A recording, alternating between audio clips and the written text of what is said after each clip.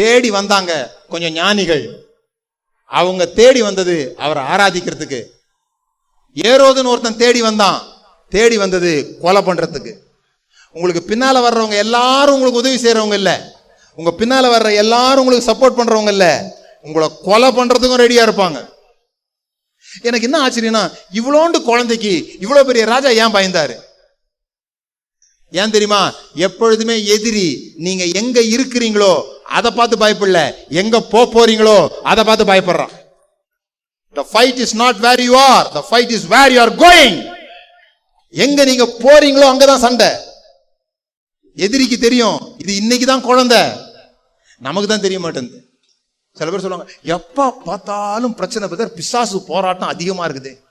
அவங்கள்ட்ட நான் கேட்கிற கேள்வி இதுதான். இல்லது நகையே போடாதவன் ஒருத்தன் நடந்து போயிட்டு இருக்கிறான், ஒரு அம்மா நடந்து போயிட்டு இருக்காங்க, பின்னால எந்த திருடனாவது வருவானா? வரமாட்டான். Waste of time. இன்னைக்கு நீங்க போகும்போது ஜாக்கிரதையா போகணும். பாருங்க, எல்லாம் பெருசு பெருசா போட்டு வந்துருக்கீங்க. அப்போ பெருசு பெருசா இருக்குதுன்னா எதிரிக்கு தெரியுது இங்க என்னமோ இருக்கு, ரொம்ப பிரச்சனை இருக்கு பதில். எப்ப பார்த்தாலும் பிசாசு என் கூட போராடுறான்னா உங்ககிட்ட ஏதோ ஒண்ணு விசேஷமானது இருக்குதுன்னு அர்த்தம். அதனாலதான் போராட்டம். வீடுகளில் பார்த்தீங்கன்னா 2 வகையான கப்பு இருக்கும். ஒரு கப்பு பார்த்தீங்கன்னா ஷோகேஸ்ல இருக்கும், ஷோகேஸ்ல கண்ணாடி கூடுகள்ல இருக்கும் கப்பு. அந்த கப்புல ஒரு கீறல் கூட இருக்காது, சுத்தமா இருக்கும், அழகா இருக்கும், ஒரு அடிபட்டு இருக்காது. ஏன்?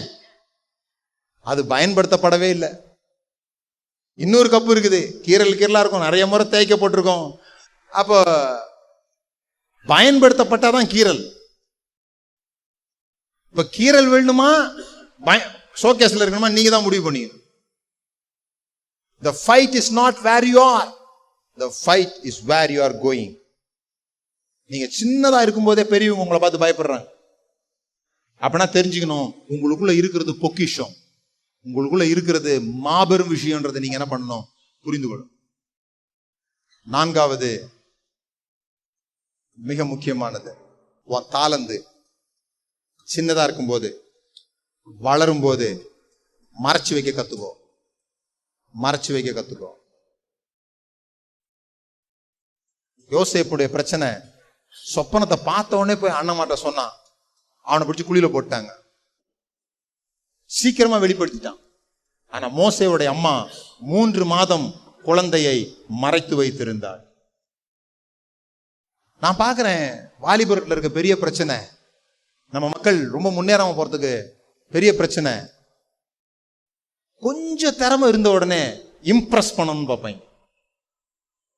கொஞ்சம் திறமை இருந்த உடனே, கொஞ்சம் அறிவு, நாளைக்கே போயிட்டு உங்க முதலாளிக்கே போய் ஆலோசனை சொல்றது, அது இல்ல முதலாளி அப்படின்னு சூரியனுக்கு டார்ச் அடிக்க கூடாது.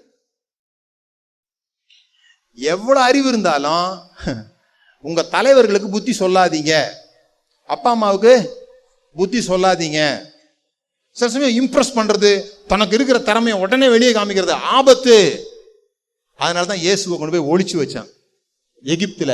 இயேசுவா இருந்தா கூட சின்னதா இருக்கும் போது காப்பாத்தி தான் ஆகணும். உங்க வரம் வளர்ற வரைக்கும் அது ஞானம், உங்க வரம் வளர்ற வரைக்கும் பி சேஃப். பலன் வர்ற வரைக்கும் மறைஞ்சிருக்கிறது ஞானம். அதனால்தான் இயேசு சொன்னார், சர்ப்பத்தை போல வினா உள்ளவர்களாயிருங்கள். இந்த சர்ப்பம் ஒரு பாறை கடியில குட்டி போட்டு பெருகும் பாருங்க, அது பாறையை நீங்க புரட்டுற வரைக்கும் தெரியாது எப்படி இது பெருகிச்சுன்னு. நாம எப்படி பெருகிறோம்னு மற்றவங்களுக்கு தெரியக்கூடாது, எப்படி உனக்கு இவ்வளவு திறமை வந்துச்சு தெரியக்கூடாது. தமிழ்ல கொஞ்சம் பேசிக்கிறேன், மறைச்சு வைங்க. இன்னும் நான் சொல்றது புரியுதா இல்லையா உங்களுக்கு? மறைச்சு வைங்கப்பா, மறைச்சு வைங்க. கொஞ்சம் தெரிஞ்ச உடனே எல்லாம் தெரிஞ்ச மாதிரி அப்படி போய் தன்னை வெளிப்படுத்த நினைக்கிறது ஆபத்து என்று தெரியாததுனாலே அநேகர் அழிந்து போயிருக்கிறார்.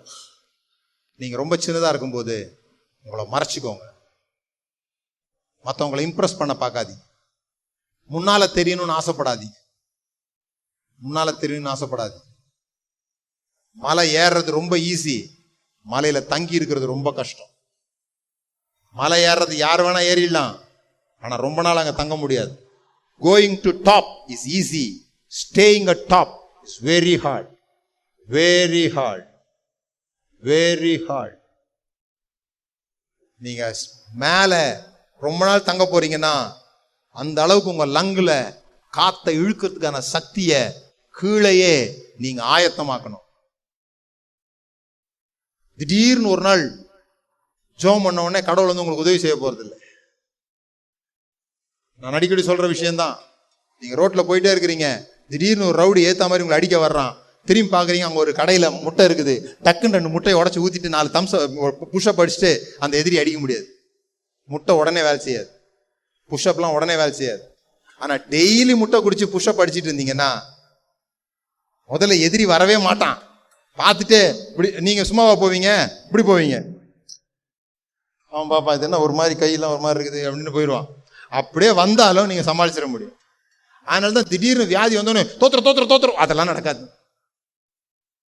டெய்லி எக்ஸசைஸ் தேவை, டெய்லி எக்ஸசைஸ் தேவை, டெய்லி பயிற்சி தேவை. உங்களை நீங்க யாருன்னு புரிஞ்சுக்கிறது ரொம்ப முக்கியம். உங்களை மற்றவங்க எதிர்க்கும் போது, மற்றவங்க உங்களை எள்ளி நகையாடும் போது, மற்றவங்க உங்களை சந்தேகப்படும் பொழுது, மற்றவங்க உங்களை கண்டுகொள்ளாம போகும்பொழுது, மற்றவங்க உங்களை அங்கீகரிக்காம போகும்பொழுது, மற்றவங்க உங்களை ஒரு ஆளாவே மதிக்காத போது எப்படி உங்க இருதயத்தை நீங்க வச்சிருக்கீங்கன்றது ரொம்ப முக்கியம். அதை பொறுத்து தான் அடுத்த ஸ்டெப்பு. இல்லைன்னா குழந்தை அங்கேயே அபாட் ஆயிடும். காலத்துக்கு முந்தாதீங்க, மறைஞ்சுக்கோங்க, தாளந்த வளர்த்துக்கோங்க. வாலிபர்கள் இங்க இருக்கிறதுனால சொல்றேன், ஒரு தாளந்த வளர்த்துக்காதீங்க, மல்டி டேலண்டடா இருங்க. Multi talented. ஏதாவது ஒரு மியூசிக் கத்துக்கோங்க. இது மாதிரி பேச முடியும்னா 4 பேர் முன்னால நின்று பேசுங்க. 4 பேர் முன்னால நின்று பேசும்போது எல்லாரும் கைத்தட்ட போறது இல்லை. சின்ன கூட்டத்தை கூட்டி வச்சுக்கிட்டு, சின்னதா ட்வைங் ட்வைங் ட்வைங் தட்டிக்கிட்டு, சின்னதா விளையாட கத்துக்கிட்டு, சின்னதா உங்க சண்டை எல்லாம் இங்க நீங்க என்னவா இருக்கிறீங்களோ அதுக்காக இல்ல, நீங்க எங்க போக போறீங்களோ அங்கதான். அதை நினைச்சிட்டீங்கன்னா நீங்க ஜெயிக்க ஆரம்பிச்சிடுவீங்க.